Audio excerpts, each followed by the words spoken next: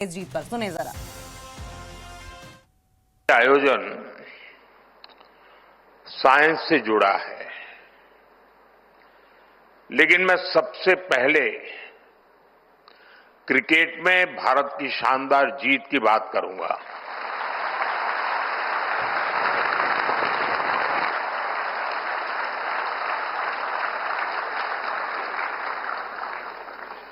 पूरा भारत अपनी cricket team की सफलता से बहुत खुश है।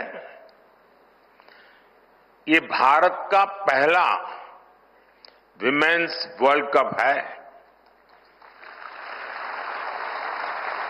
मैं हमारी विमेन क्रिकेट टीम को बहुत बहुत बधाई देता हूं।